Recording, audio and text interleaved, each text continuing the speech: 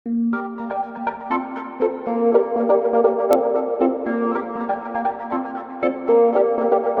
दोस्तों, कैसे हैं आप लोग। स्वागत है आपका लोक स्टडी पे।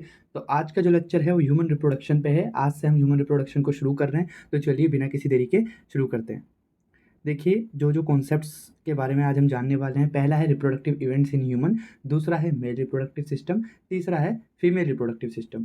तो आइए इवेंट्स की बात कर लेते हैं। तो reproductive events in human, the reproductive events in human include formation of gamete, that is gametogenesis, sperm in male and ovum in female. क्या मतलब है? देखिए, कभी भी रिप्रोडक्शन का जो जो हम रिप्रोडक्शन को पढ़ते हैं ह्यूमन बींग्स में, उनको हम इवेंट्स में पढ़ते हैं। तो सबसे पहले क्या होता है, गैमेट फॉर्मेशन होता है, जिसको बोलते हैं गैमेटोजेनेसिस। अब गैमेट फॉर्म होने के बाद फीमेल ट्रैक में मेल गैमेट को रिलीज किया जाता है। उस प्रोसेस को बोलते हैं या उस इवेंट को बोलते हैं इंसेमिनेशन। उसके बाद जब मेल गैमेट फीमेल गैमेट तक पहुंच गया है, तो क्या होगा, फर्टिलाइजेशन होगा, fusion of male and female gamete होगा। और जब फ्यूजन हो जाएगा तो उसके रिजल्ट से क्या होगा, जाइगोट बनेगा। अब वो जाइगोट आगे जाके ब्लास्टोसिस्ट का डेवलपमेंट करेगा, ब्लास्टोसिस्ट को बनाएगा। वही ब्लास्टोसिस्ट जाके अटैच हो जाएगा यूट्राइन वॉल से, उसको बोलेंगे इम्प्लांटेशन। क्लियर है? तो ये इवेंट्स हैं जिनको हमें डिटेल में पढ़ना है इसी चैप्टर में। तो चलिए शुरू करते हैं। The reproductive events in human include formation of gametes which is known as gametogenesis, sperm in male and ovum in female. ठीक है। The transfer of sperm in female genital tract is insemination. ठीक है। Fusion of male and female gamete is fertilization leading to formation of zygote. ठीक है। और this zygote is followed by formation of and development of blastocyst and it attach to uterine wall which is known as implantation. Clear हो गया आपको? चलिए, अब जब blastocyst uterine wall के साथ अटैच हो गया, तो अब क्या होगा, वही ब्लास्टोसिस आगे एम्ब्रियो बनाएगा, डेवलप करेगा। तो इसी एम्ब्रियोनिक डेवलपमेंट में टोटल 9 मंथ्स के अराउंड टाइम लगता है। ठीक है। तो इसी एम्ब्रियोनिक डेवलपमेंट को बोलते हैं गेस्टेशन। और जो ये पूरे 9 मंथ का टाइम होता है, इसे बोलते हैं गेस्टेशन पीरियड। ठीक है। और आफ्टर द गेस्टेशन पीरियड, जब बेबी की डिलीवरी होती है, उसको बोलते हैं पार्चुरेशन। क्या बोलते हैं? पार्चुरेशन। और these reproductive events occur after puberty से पहले नहीं होते, प्यूबर्टी के बाद ही ये सारे इवेंट्स होते हैं। क्लियर?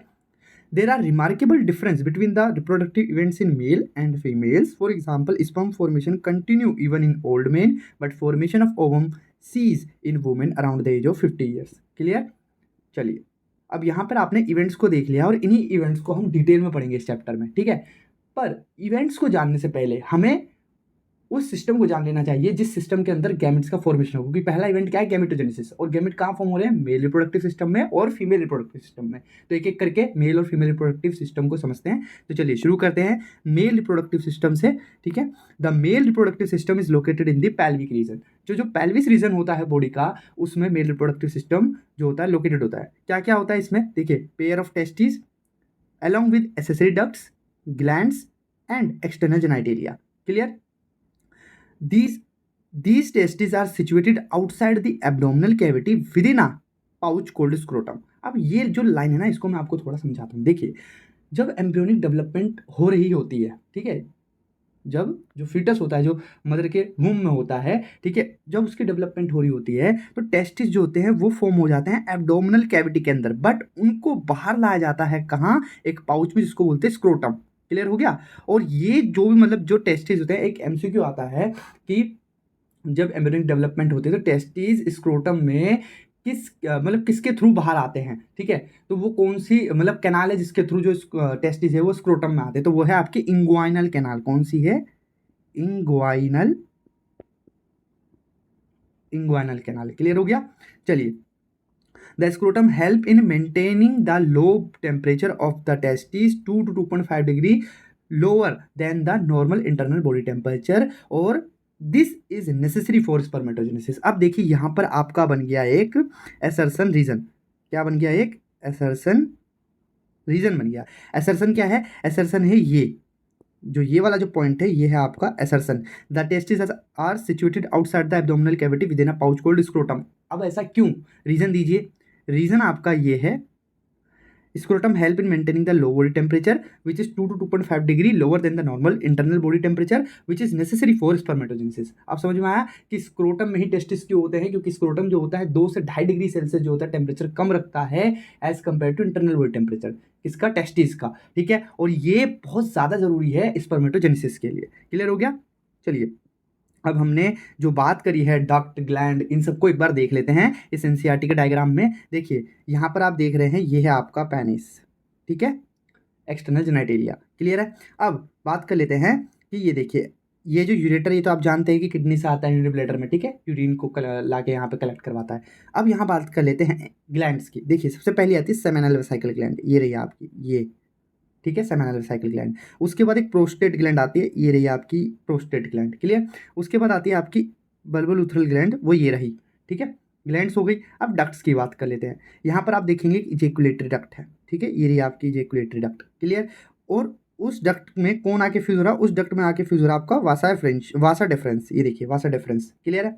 उसके बाद आप देखिए कि यही जो इजेकुलेटरी डक्ट है यही जो होता है यूरेथ्रा का फॉर्मेशन कर रही है, क्लियर हो गया। आगे जाके यहाँ पर आपने बात कर ली किसकी, डक्ट्स की, ग्लैंड्स की और एक्सटर्नल जेनिटलिया की, क्लियर। और यहाँ आप देख सकते हैं ये रहा स्क्रोटम, ये रहा आपके टेस्टिस, है ना, और यहाँ पे एनस है पीछे की तरफ, और ये रहा आपका रेक्टम। चलिए आगे बढ़ते हैं। The male sex accessory duct include rete testis, Vasa efferentia, epididymis and Vasa difference, ठीक है।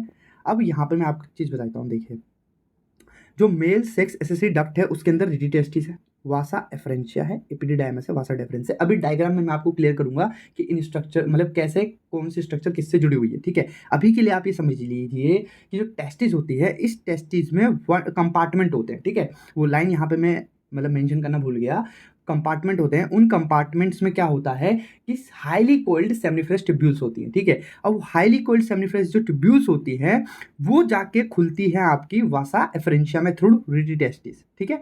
रेटिटेस्टिस के थ्रू जो सेमनीफरस ट्यूब्यूल्स होती है ये वासा एफरेंशिया में जाके ओपन होती है, क्लियर हो गया। और यही वासा एफरेंशिया टेस्टिस को लीव करता है, याद रखना है कि टेस्टिस को कौन सी स्ट्रक्चर लीव करती है, वो है वासा एफरेंशिया, और ओपन होती है एपिडिडाइमस में जो टेस्टिस से बाहर होती है, located along the posterior surface of each testis. Her testis के पोस्टीरियर सरफेस पे आपको एपिडिडाइमस देखने को मिलता है जिसमें वासा एफरेंशिया जाके खुलती है। अब यही epididymis lead to vasa deferens, और इसी एपिडिडाइमस से आगे जाके वासा डिफरेंस बनती है जो कि एब्डोमेन के ऊपर आती है, मतलब पैल्विक रीजन से होता हुआ एब्डोमेन के ऊपर आती है, यूरिन ब्लैडर में एक लूप बनाती है, ठीक है ना, और receive a duct from seminal vesicle और open into the urethra as a ejaculatory duct. हमने अभी देखा था इजेकुलेटरी डक्ट को, मैंने आपको बताया था कि ये इजेकुलेटरी डक्ट जो है ये वासा डिफरेंस के मिलने पे बनती है, और सेमिनल वेसिकल जो ग्लैंड है वो यहाँ पर आके ओपन हो रही है इस इजेकुलेटरी डक्ट में, क्लियर हो गया। चलिए अब यहाँ पर देख लेते हैं जो मैंने आपको बोला था। देखिए मैंने क्या बोला, सबसे अंदर आते, देखिए ये रहा आपका टेस्टिस, ठीक है, ये टेस्टिस है। अब टेस्टिस में बोला था कंपार्टमेंट होते हैं, तो जो ये जो आप देख रहे हैं ना, देखिए ये कंपार्टमेंट्स है, ये देखिए ये कंपार्टमेंट्स, क्लियर हो गया। अब इन्हीं कंपार्टमेंट्स के अंदर आप देख सकते हैं हाईली कोल्ड क्या है, सेमनीफेरस ट्यूब्यूल्स है, ठीक है। इन्हीं सेमनीफेरस ट्यूब्यूल्स के अंदर स्पर्म फॉर्म होते हैं, याद रखना, हाईली कोल्ड सेमनीफेरस ट्यूब्यूल्स है। अब ये जो सेमनीफेरस ट्यूब्यूल्स है ना, आप नोटिस कीजिए ये जो सेमनीफेरस ट्यूब्यूल्स हैं ये खुल रही हैं वासा एफरेंशिया में, जिसको एफरेंट डक्टल्स भी बोलते हैं, ठीक है। यही सेमनीफेरस ट्यूब्यूल्स वासा एफरेंशिया में खुल रही है, देखिए ये रही वासा एफरेंशिया, लेकिन किसके थ्रू, रेटिटेस्टिस के थ्रू। देखिए ये जो जाल है इसी जाल के थ्रू ये सेमनीफेरस ट्यूब्यूल्स वासा एफरेंशिया में ओपन हो रही है, क्लियर हो गया। अब देखिए ये जो वासा एफरेंशिया है, ये जो आपकी वासा एफरेंशिया है, ठीक है, ये ओपन हो रही है किसमें, एपिडिडाइमस में। देखिए अब देखिए पोस्टीरियर सरफेस ऑफ टेस्टिस पे ये एपिडिडाइमस लोकेटेड है, क्लियर हो गया। देखिए ये वासा एफरेंशिया किसमें खुल है, एपिडिडाइमस में, ठीक है। उसके बाद आप देखिए कि ये जो एपिडिडाइमस है ये जाके ओपन हो रहा है वासा डिफरेंस में, ठीक है, वासा डिफरेंस या डक्टस डिफरेंस में, ठीक है। अब यही डक्टस डिफरेंस क्या करेगी, आगे जाके सेमनीफेरस ट्यूब्यूल्स जो है इसी डक्टस डिफरेंस के साथ ओपन होगी और एक कॉमन इजेकुलेटरी डक्ट बनाएगी, क्लियर है, जो कि यूरेथ्रा में जाके ओपन होगी, क्लियर हो गया आपको। चलिए आगे बढ़ते हैं। अब देखिए यहाँ पर लेबलिंग दे रखी है, ठीक है, जैसे 1 2 3 4 5 6 7 और 8, तो बस हमको बताना है कि कौन सी है। तो देखिए फर्स्ट है ट्यूनिका वेजाइनलिस, मतलब ये टेस्टिस की कवरिंग है, ट्यूनिका वेजाइनलिस सबसे बाहर, उसके बाद अंदर आती है ट्यूनिका एल्बुजिना, ठीक है ना, ट्यूनिका एल्बुजिना। फिर तीसरी जो है वो है मीडियास्टाइनम टेस्टिस। उसके बाद बात करते हैं लोब्यूल्स, जो आपका जो फोर्थ है ये क्या है, कंपार्टमेंट्स होते हैं, मैंने बताया था लोब्यूल्स, ठीक है, वही कंपार्टमेंट्स। उसके बाद फिफ्थ पे आपकी आती है सेमनीफेरस ट्यूब्यूल्स, सिक्स पे आती है रेटिटेस्टिस, सेवंथ पे वासा एफरेंशिया यानी कि एफरेंडक्टस, और 8 पे जो है ये जो 8 पे जो आप छोटे छोटे डॉट्स देख रहे हैं ये है interstitial cells which is known as Leydig cells, ठीक है। और फिर सबसे बाहर क्या है, वासा डिफरेंस, और ये रही आपकी एपिडिडाइमस, क्लियर हो गया। चलिए आ जाइए हमने बात कर ली टेस्टिस के अंदर तक हम देखा है। अब बात करते हैं in adults each testis is oval in shape. Adults में हर एक टेस्टिस अंडाकार होती है, ओवल इन शेप होती है, जिसकी लेंथ आपको याद रखनी है 4 to 5 सेंटीमीटर और चौड़ाई कितनी होती है 2 to 3 सेंटीमीटर। ठीक है, 4 to 5 सेंटीमीटर लेंथ है, 2 to 3 सेंटीमीटर क्या है, विड्थ है। ठीक है, the testis is covered by a dense covering, जो कि अभी हमने देखा ट्यूनिका क्या बोलते हैं, वेजाइनलिस, ट्यूनिका एल्बोजिना, मीडियास्टाइनम टेस्टिस। ठीक है, ये देखिए डेंस कवरिंग है टेस्टिस की। ठीक है, each testis has about 250 compartment. मैंने ये बोला था हर एक टेस्टिस में क्या होते हैं 250 कंपार्टमेंट्स होते हैं, which is known as testicular lobules. ठीक है ना, और each lobule contain 1 to 3 highly coiled seminiferous tubules in which sperm are produced. Each seminiferous is lined on its inside by two type of cells called male germ cell and Sertoli cells। तो ये भी एक important line है कि seminiferous tubules में दो तरीके की सेल पाई जाती है। पहली सेल होती है मेल जर्म सेल, जिसको बोलते हैं स्पर्मेटोगोनिया, और दूसरी है सर्टोली सेल। ठीक है, चलिए आगे बढ़ते हैं। अब देखिए ये एक और डायग्राम है, ठीक है ना, एकदम बाहर से, ये भी एनसीईआरटी का डायग्राम है, इंपॉर्टेंट डायग्राम है, तो एक बार इसको देख लेते हैं। देखिए हमने क्या देखा था, टेस्टिकुलर लोब्यूल्स हैं। ये टेस्टिकुलर लोब्यूल्स जो होते हैं ओपन हो रहे हैं वासा फ्रेंशिया में थ्रू रेटी टेस्टिस, और ये वासा फ्रेंशिया फिर ओपन होती है एपिडिडाइमस में, और फिर ये एपिडिडाइमस ओपन हो रही है वासा डिफरेंस में। ये वासा डिफरेंस एब्डोमेन के ऊपर जाता है, यूरिनरी ब्लैडर के ऊपर लूप बना रहा है और जाके ओपन हो रहा है कैसा, एक कॉमन इजैकुलेटरी डक्ट के रूप में ओपन हो रहा है सेमिनिफेरस सेमाइनल वेसिकल ग्लैंड की सिक्रीशन को लेते हुए। ठीक है, ये रही सेमाइनल वेसिकल ग्लैंड आपकी। ठीक है, ये रही आपकी बल्बोरुथुलर ग्लैंड। ठीक है, ये रहे आपके प्रोस्टेट, और यहाँ पे आ गया यूरेथ्रा। ये टेस्टिस, ये ग्लांस पेनिस, और ये फोरस्किन जिसको बोलते हैं prepuce, which covers the penis, glans penis. ठीक है, अब आगे बढ़ते हैं। The male germ cell undergo meiotic division finally leading to sperm formation while Sertoli cell provide nutrition to the germ cell। देखिए अब यहाँ पर क्या हो रहा है, हमें फंक्शन बताया जा रहा है कि भैया जो मेल जर्म सेल यानी स्पर्मेटोगोनिया उसका क्या फंक्शन है और सर्टोली सेल का क्या फंक्शन है। तो मेल जर्म सेल में तो होता है मियोटिक डिवीजन यानी कि रिडक्शन डिवीजन होता है जिससे स्पर्म फॉर्म होते हैं। ठीक है, और जो सर्टोली सेल होती है न्यूट्रिशन प्रोवाइड कराती है इन्हीं जर्म सेल्स को। क्लियर हो गया।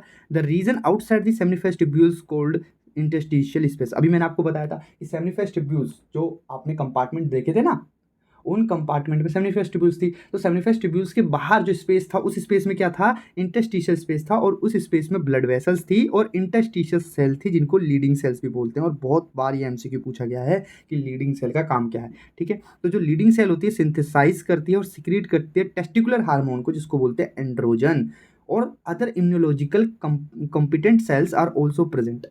क्लियर हो गया। चलिए अब बात कर, अब देखिए यहाँ पर एक बार हम, ये मैंने एक और डायग्राम लिया है सबसे ओल्ड जो एनसीईआरटी है उससे। ठीक है, यहाँ पर आप देख सकते हैं बहुत अच्छे से देखा है, ये रही आपकी सेमिनिफेरस ट्यूब्यूल्स। ठीक है, ठीक है, ये टेस्टिस, ये एपिडर्मिस, वासा फ्रेंस, सब सेमिनिफेरस ट्यूब्यूल्स को थोड़ा जूम करके दिखा रखा है। ये सेमिनिफेरस ट्यूब्यूल्स में अंदर क्या है और जो स्पेस है उसमें देखिए लीडिंग सेल्स ये स्पेस में, और इसी जो अंदर है यानी कि मेल जर्म सेल्स जो हैं उनको जूम करके दिखा रखा है कि ये रहे आपके स्पर्मेटोगोनियम। ठीक है, primary spermatocyte, secondary spermatocyte, differentiating spermatid. ठीक है, फिर एक स्पर्मेटाइड को जूम करके दिखा रखा है कि ये acrosome, head, middle part, tail. Clear हो गया। चलिए, These duct store and transport the sperm from testis to the outside through the urethra। अब जो ये डक्ट हमने जितनी भी देखी आपकी, ठीक है, मतलब ह्यूमन जो मेल है, मेल रिप्रोडक्टिव सिस्टम में जो हमने डक्ट्स देखी हैं अभी तक, जैसे कि मैंने देखा ना कि जो क्या बोलते हैं वासा फ्रेंचिया, रीटी टेस्टिस, वासा फ्रेंचिया, एपिडिडाइमस, वासा डेफरेंस, फिर उसके बाद एक इजेकुलेटरी डक्ट देखी। ठीक है, ये सब जितनी भी डक्ट्स हैं इनका काम क्या है, इनका काम होता है ट्रांसपोर्ट द स्पर्म, स्पर्म को ट्रांसपोर्ट करना from testis to the outside through the urethra. The urethra originate from the urinary bladder and extend through the penis to its external opening called urethral meatus. अब देखिए यहाँ पर मैंने आपको पहले बोल दिया था कि जो इजेकुलेटरी डक्ट है वो ओपन यूरिथ्रा में, लेकिन मैंने आपको यूरिथ्रा का ओरिजिन नहीं बताया था। तो जो यूरिथ्रा का जो ओरिजिन है वो होता है आपका यूरिनरी ब्लैडर से और एक्स्ट्रा यूरिथ्रल मीटस पे जाके एंड होता है, ओपन होता है। क्लियर हो गया। चलिए, अब penis is male external genitalia, ये आपको पता है। दूसरा, penis is an erectile copulatory organ, याद रखना पेनिस एक इरेक्टाइल कोपुलेटरी ऑर्गन है। ठीक है, इट कंजिस्ट ऑफ पेनिस, ये एनसीईआरटी में नहीं रखा, थोड़ा एक्स्ट्रा पॉइंट्स हैं आपको याद रखनी क्योंकि एमसीक्यू बन जाता है। ठीक है, consist of long shaft and enlarges to form and expand tip the glans penis. अब इसमें क्या होता है कि लॉन्ग शाफ्ट होती है, अभी स्ट्रक्चर भी देखेंगे हम, और enlarge to form expanded tip जिससे ग्लांस पेनिस बनता है। मतलब ऐसे जो पेनिस होता है एक लॉन्ग शाफ्ट की तरह होता है और आगे जाके ऐसे एक्सपांड कर जाता है जिससे ग्लांस पेनिस बनता है। क्लियर हो गया।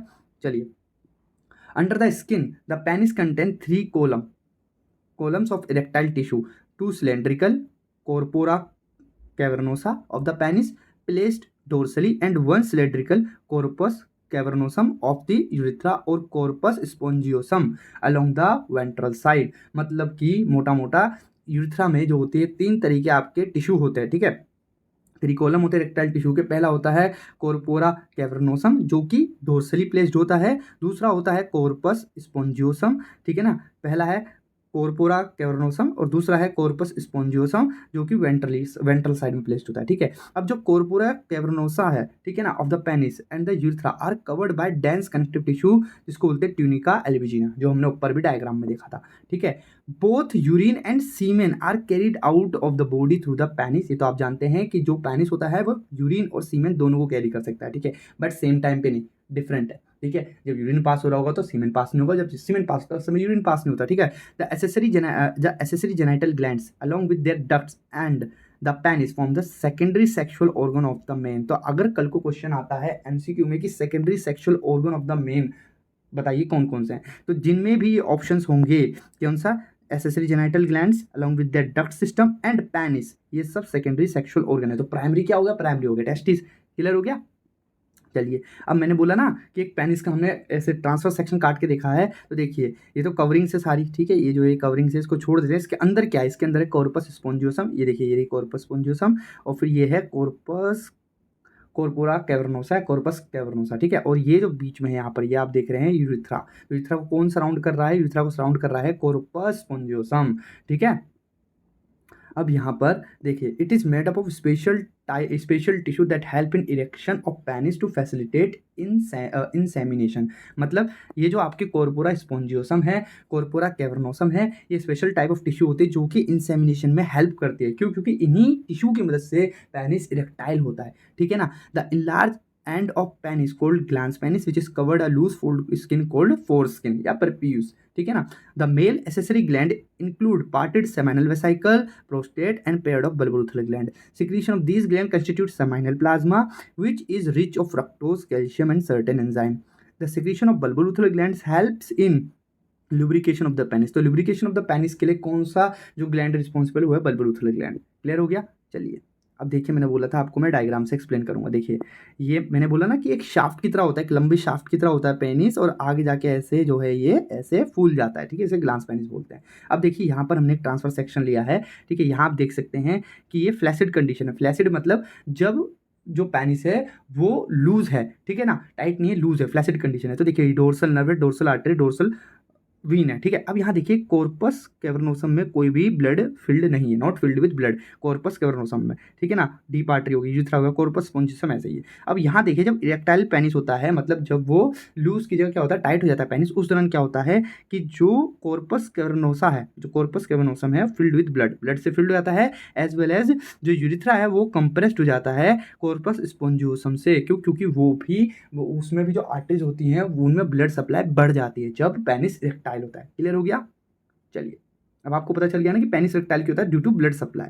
अब यहाँ पर देखिए हमने मेल रिप्रोडक्टिव जो सिस्टम है पूरा कवर कर लिया है। अब बात करते हैं फीमेल रिप्रोडक्टिव सिस्टम के बारे में, ठीक है। तो देखिए the female reproductive system, the female reproductive system consists of a pair of ovaries along with oviduct, uterus, cervix, vagina and the external genitalia located in the pelvic region। ये भी pelvic region में होता है। और क्या क्या structure हमने देख ली, ओवरीज हैं, ओविडक्ट है यानी कि फेलोपियन ट्यूब, यूट्रस है, सर्विक्स है, वजाइना है एंड द एक्सटर्नल जेनिटेलिया, ठीक है। चलिए अब these parts of system along with a pair of mammary gland are integrated structurally and functionally to support the process of ovulation, fertilization, pregnancy, birth and child care। तो ये line आपको नहीं भूलनी है कि ये जो रिप्रोडक्टिव स्ट्रक्चर हमने अभी जिक्र किया है जिनका, उनके साथ जब mammary gland, pair of mammary gland मिल जाती है तो एक integrated structurally and functionally support provide कराती है किन प्रोसेस को, ओवुलेशन को, फर्टिलाइजेशन को, प्रेगनेंसी को, बर्थ को और चाइल्ड केयर को। क्लियर हो गया।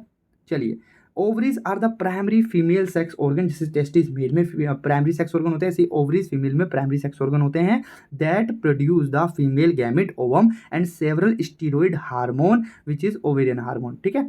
The ovaries are located on one on each side of the lower abdomen, ठीक है। तो जो लोअर एब्डोमेन होता है उसके एक एक साइड ओवरीज लोकेटेड होती है। ओवरीज का जो साइड लेंथ होती है वो होती है 2 to 4 सेंटीमीटर और connected to the pelvic wall and uterus by the ligaments, और लिगामेंट्स के थ्रू जो ओवरीज होती है वो पैल्विक वॉल और यूट्रस से कनेक्टेड होती है, clear. Each ovaries covered by thin epithelium which encloses the ovarian stroma, मतलब हर एक जो, जैसे एक ओवरी है तो इस ओवरी को जो कवरिंग है वो है इपिथेलियम, थिन इपिथेलियम, जो कि इस ओवेरियन स्ट्रोमा को कवर करे हुए, क्लियर हो गया। अब स्ट्रोमा, जो ओवेरियन स्ट्रोमा मतलब जो इंटरनल पार्ट है ओवरी का, ओवेरियन स्ट्रोमा ये वाला, ये डिवाइडेड होता है 2 जोन्स में। पहला है पेरिफेरल जोन जिसको कोर्टेक्स बोलते हैं, और बीच वाला जो होता है वो इनर मेड्यूला होता है, ठीक है। चलिए, ओविडक्ट यानी कि fallopian tube, uterus and vagina constitute female accessory duct. तो फीमेल एसेसरी डक्ट में क्या क्या आता है? फीमेल एसेसरी डक्ट में आता है फेलोपियन ट्यूब्स आती हैं, यूट्रस आता है, वेजाइना आता है, जो फीमेल एसेसरी डक्ट को फॉर्म करता है, क्लियर। चलिए, अब यहाँ पर हम एनसीईआरटी का एक डायग्राम देख रहे हैं जो कि इंपॉर्टेंट है। ये देखिए, ये रहा यूट्रस, ठीक है। और यूट्रस की पोजीशन देखिए किस किस के बीच में, यूट्रस, यूरिनरी ब्लैडर और आपके रेक्टम के बीच में, ये आपको याद रखना है, ठीक है। दूसरा, ये प्यूबिक सिम्फाइसिस, ठीक है, विच प्रोवाइड द सपोर्ट। ये यूरिथ्रा, ये रहा यूरिथ्रा, देखिए यूरिथ्रा है, ठीक है। उसके बाद ये क्लाइटोरिस, ये रहा क्लाइटोरिस, फिर लेबिया माइनोरा, लेबिया मेजोरा और वेजाइनल ओरिफिस, क्लियर। ये रही वेजाइनल ओरिफिस यहाँ, ठीक है। ये है वेजाइना, ये रही वेजाइना, ये रहा रेक्टम और ये रहा सर्विक्स, क्लियर हो गया। चलिए, डायग्राम हमने देख लिया, अब बात कर लेते हैं ईच फेलोपियन ट्यूब। हमने ओवरीज की बात कर ली, अब फेलोपियन ट्यूब की बात करते हैं। Each fallopian tube is about 10 to 12 centimeter long and extend from the periphery of each ovary to the uterus. The part closer to the ovary is a funnel shaped infundibulum, ठीक है। अभी हम diagram में देखेंगे क्या कह रहा है कि देखिए, रफली बनाता हूँ कि ये एक फेलोपियन ट्यूब है, ठीक है, ऐसे कुछ, ठीक है। क्या बोला? फेलोपियन ट्यूब की जो लेंथ होती है 10 to 12 सेंटीमीटर होती है, extend from periphery of each every, यहाँ पर होता है आपका, मतलब फीमेल्स की जो ओवरीज होती है इस पेरीफेरी पे होती है, ये ओवरी है पेरीफेरी पे, है ना, each periphery of each ovary to the uterus, और ये जा रहा है यूट्रस तक। कहाँ तक जा रहा है? यूट्रस तक जा रहा है। The part closer to the ovary is funnel shape. अब आप खुद देखिए, ये जो पार्ट है, ये जो पार्ट है, ये जो ओवरीज के पास जो क्लोज पार्ट है, ये फनल शेप्ड पार्ट नहीं है, एक फनल के समान नहीं दिख रहा, ठीक है। इसको बोलते हैं इनफंडिबुलम। क्या बोलते हैं? Infundibulum, clear. The as of the infundibulum, जो हमने देखी थी स्ट्रक्चर, तो जो एज था इनफंडिबुलम का, इसमें फिंगर लाइक प्रोजेक्शन थी, देखिए ये रही फिंगर लाइक प्रोजेक्शन, ठीक है। इसको बोलते हैं फिम्बरी। क्या बोलते हैं? फिम्बरी, फिम्बरी बोलते हैं, विच हेल्प इन, अब इस फिम्बरी का काम क्या होता है? Help in collection of the ovum after ovulation. तो जब ओव्यूलेशन आता है तो ओवरी से ओवम जो बाहर निकलता है उसको कलेक्ट करने का काम होता है फिम्बरी का, ठीक है। The infundibulum leads to a wider part of oviduct called ampulla. अब यही इनफंडिबुलम से क्या होता है, थोड़ा चौड़ा पार्ट खुलता है इसी से आगे, वो होता है ampulla. The last part of the oviduct is isthmus which has narrow lumen and it's joint to the uterus, clear. The uterus is a single and it is also called womb, ठीक है। देखिए, ये NCERT का सबसे important और मतलब exam में आने वाला डायग्राम है। मैंने क्या बोला, हमने शुरुआत करी थी यहाँ से, हम देखिए ओवरीज है, ये रही ओवरीज, क्लियर, ये रही फेलोपियन ट्यूब। अब इस फेलोपियन ट्यूब में हमने इस फनल शेप्ड की बात करती है, फंडिबुलम के एजेस पे देखिए फिम्बरे है, ये एक वाइडर रीजन में खुल रहे, इसे एम्पुला कहते हैं। फिर वो एक नैरो रीजन में खुल रही है जो यूट्रस से कनेक्टेड हो रही है, उसे बोलते हैं स्थमस, क्लियर। ये है यूट्राइन फंडस, ये यूट्राइन फंडस, ये यूट्राइन कैविटी, ये वाला, क्लियर। और ये देखिए, ये यूट्रस जो है, इस यूट्रस की लेयर दे रखी है, सबसे अंदर है एंडोमीट्रियम, फिर है मायोमीट्रियम, फिर है पेरीमीट्रियम। अब नीचे की तरफ आएंगे तो ये रहा सर्विक्स, ये रही सर्वाइकल कैनाल, और सबसे लास्ट में है वजाइना, क्लियर हो गया। चलिए, अब the shape of the uterus is like inverted pear, ठीक है, इन्वर्टेड पियर, इन्वर्टेड पियर के समान यूट्रस की शेप होती है। और जो यूट्रस होता है यह पैल्विक वॉल से अटैच होता है by ligaments, clear. The uterus open into the vagina through a narrow cervix. जो यूट्रस होता है ये वजाइना में ओपन होता है through a narrow cervix. The cavity of cervix is called cervical canal which along with the vagina forms birth canal. तो birth canal को form करने के लिए क्या क्या चाहिए? सर्वाइकल कैनाल और वेजाइना। जब सर्वाइकल कैनाल और वेजाइना मिलती है तो बर्थ कैनाल बनती है, ठीक है, जिससे बेबी बाहर आता है, क्लियर। अब the wall of the uterus has 3 layer. हमने अभी देखा था कि जो यूट्रस की वॉल उसमें 3 लेयर थी, ठीक है, 3 लेयर्स थी। पहली थी सबसे बाहर पेरीमीट्रियम, फिर मायोमीट्रियम बीच में, फिर सबसे अंदर एंडोमीट्रियम। चलिए, अब यहाँ पर देखिए, मैंने पूरा एक मतलब स्ट्रक्चर डायग्राम दिया जिसमें सब है, ठीक है। ये फीमेल, एक मिनट, ये फीमेल रिप्रोडक्टिव सिस्टम बाहर से क्या क्या स्ट्रक्चर्स होती है वो, फिर हमने डीपली एक अंदर से देखा यूट्रस को, उसके बाद हमने मेमरी ग्लैंड का जिक्र किया था, तो ये मेमरी ग्लैंड का फिगर है, क्लियर हो गया। और ये देखिए, ये हमने जो क्रॉस सेक्शन अभी ऊपर देखा है उसी क्रॉस सेक्शन को दिखाया गया है कि देखिए ये आप ये कहाँ गया, यूट्रस, ये रहा यूट्रस, किस किस के बीच में है, रेक्टम और यूरिनरी ब्लैडर के बीच में। क्लियर, चलिए आगे बढ़ते हैं। The external thin membranous perimetrium, middle thick layer of smooth muscle myometrium and inner glandular layer called endometrium that lines the uterine cavity। तो सबसे बाहर जो होती है एक थिन मेम्ब्रेन होती है, इसे पेरीमीट्रियम बोलते हैं। मिडिल लेयर जो होती है उसमें स्मूथ मसल सेल्स होती हैं जिन्हें मायोमेट्रियम बोलते हैं, और जो एंडोमेट्रियम जो इनर मोस्ट है वो ग्लैंडुलर लेयर है, मतलब सिक्रीशन करेगी, सिक्रीशन देगी यूट्राइन कैविटी में। क्लियर, तो अब endometrium undergo cyclic changes during the menstrual cycle. तो जो मेंसेस होते हैं फीमेल्स में, ठीक है, उन मेंस्ट्रुअल साइकिल्स में जो लेयर साइक्लिक चेंजेस में जाती है वो होती है एंडोमेट्रियम। कौन सी होती है, एंडोमेट्रियम। जबकि जो मायोमेट्रियम होती है, जो बीच वाली लेयर होती है, वो स्ट्रॉन्ग कॉन्ट्रैक्शन करती है ड्यूरिंग डिलीवरी ऑफ बेबी। और रीजन आप जानते हैं, स्मूथ मसल सेल्स, क्योंकि स्मूथ मसल सेल्स क्या करते हैं, कॉन्ट्रैक्शन करते हैं। ठीक है, अब फीमेल एक्सटर्नल जेनेटिलिया इंक्लूड, अब देखिए अभी हमने ऊपर डायग्राम देखा था, जो फीमेल एक्सटर्नल जेनेटिलिया होता है उसमें क्या आता है, मोन्स प्यूबिस आता है, लेबिया माइजोरा आता है, लेबिया माइनोरा होता है, हाइमेन होता है और क्लाइटोरिस होता है। Clear, the mons pubis is a cushion और fatty tissue covered by skin and pubic hair. Clear, चलिए अब देखिए मैंने यहाँ पर बात करी थी कि जो एंडोमेट्रियम होता है वो ग्लैंडुलर टिश्यू होता है और कुछ साइक्लिक चेंजेस हमें देखने को मिलते हैं। तो देखिए ये रहे वो साइक्लिक चेंजेस, ये जो मेंसेस आप देख रहे हैं ये एंडोमेट्रियम ही है, और ये वो साइक्लिक चेंजेस आते हैं। देखिए पहले बिखर रहा है, निकल रही है टूट के, उसके बाद देखिए ये ग्रो कर रही है, ग्रो कर रही है, और ये देखिए एक टाइम पे इसने पीक अचीव कर लिया, उसके बाद हार्मोनल चेंजेस आए, फिर दोबारा ब्रेक डाउन हो गया एंडोमेट्रियम का। ठीक है, और फिर वो सिक्रीशन हो रहा है, मेंसेस हो रहे हैं। क्लियर हो गया, चलिए अब आगे बढ़ते हैं। The labia majora and fleshy folds of tissue. अब देखिए हमने बात करी मोन्स प्यूबिस की, जो एक्सटर्नल जेनेटिलिया था उसमें मोन्स प्यूबिस का कुशन लाइक एरिया था जिसके ऊपर प्यूबिक हेयर थे। ठीक है, अब बात कर लेते हैं लेबिया मेजोरा की। जो लेबिया मेजोरा होता है is a fleshy fold of tissue which extend down from the mons pubis surrounding the vaginal opening. ठीक है, the labia minora are paired fold of tissue. जो लेबिया मेनोरा होता है पेयर्ड फोल्ड ऑफ टिश्यू होता है under the labia majora, मतलब labia majora के under हमें लेबिया मेनोरा देखने को मिलती है, पेयर्ड फोल्ड होते हैं। Opening of vagina is often covered partially by a membrane called hymen. तो जो हाइमेन होता है ये एक मेम्ब्रेन होती है जो ओपनिंग ऑफ द वेजाइना को पार्शियली कवर्ड करती है। ठीक है, the clitoris is a tiny finger like structure. जो क्लाइटोरिस होता है ये टिनी फिंगर लाइक स्ट्रक्चर होता है, lies at the upper junction of two labia minora above the urethral opening. तो यूरिथ्रल ओपनिंग के ऊपर देखने को मिलता है और junction of the labia minora, two labia minora के जंक्शन पे होता है। ठीक है, और जो क्लाइटोरिस होता है ना ये होमोलोगस होता है पेनिस के, याद रखना आपको, जो क्लाइटोरिस होता है ये होमोलोगस होता है किसके, ये होमोलोगस होता है, एक मिनट, पेनिस के, मेल्स में जो पेनिस होता है उसके होमोलोगस होता है क्लाइटोरिस। क्लियर, अब यहाँ पर जो हाइमेन है जो पार्शियली कवर करता है वेजाइनल ओपनिंग को is often tone during the first coitus और इंटरकोर्स। ठीक है, तो COITUS है, कोई फर्स्ट नहीं, कोइटस है, COITUS। ठीक है, अब मैं ये बोल रहा हूँ कि जो हाइमेन होता है ये फर्स्ट कोइटस यानी फर्स्ट इंटरकोर्स के दौरान ब्रेक हो जाता है, बट हमेशा ये हो ज़रूरी नहीं है। जो फीमेल साइकिलिंग करती है या एथलेटिक एक्टिविटी करती हैं या फिर हॉर्स राइडिंग में पार्टिसिपेशन लेती हैं, तो ऐसी फीमेल्स में क्या होता है, हाइमेन ब्रेक हो जाता है ड्यू टू स्ट्रेचिंग और अदर रीजंस की वजह से। ठीक है, तो ये जो हाइमेन का जो ब्रेकिंग है फर्स्ट कोइटस, ठीक है, ये एक कोई रिमार्केबल वो नहीं है कि मतलब इससे आप वर्जिनिटी कंफर्म कर दे किसी फीमेल की। क्लियर, ये एनसीईआरटी में आपको देखा मैंने लिया नहीं है क्योंकि ये समझने का एक टॉपिक था, तो मैंने इसलिए आपको ऐसे ही समझा दिया। ठीक है, तो अब देखिए हमने एक्सटर्नल जेनेटिलिया की बात करी थी फीमेल्स में, तो देखिए ये पूरी वो स्ट्रक्चर है जिसकी हम बात कर रहे हैं। ये अब यहाँ पर आप देख सकते हैं ध्यान से, ये मोन्स प्यूबिस सबसे बाहर कुशन लाइक एरिया, इस पे आपको प्यूबिक हेयर देखने को मिलेंगे। ठीक है, और यहाँ पर आप देखिए लेबिया मेजोरा, ये है लेबिया मेजोरा।